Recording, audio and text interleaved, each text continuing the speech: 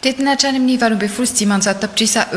ny vola vatsiany vondrona Europeana nandritra ny PINFED andiany faraka amby folo tao anatin'ny taona efatra amby folo sy roa arivo hatramin'ny roapolo sy roa arivo no fotoana nampiasana n'ity teti-bola ity ny BACE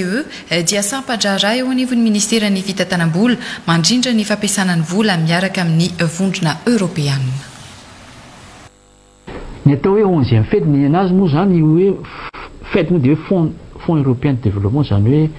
hoe teti-bola zany izay avy any amin'ny vondrona européenne ao anatin'ny pays maray ao anatin'izany Union européenne zany any Europa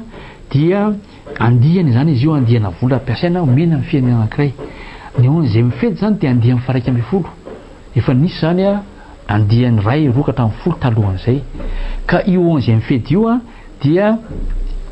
vola spikana rangeza be zay faritany rotota ary misy critère be da be ny azahoana reo ohatrinona moa zany montant fa maninona ty montant azo Madagasikara tamin'ity 11e fête ty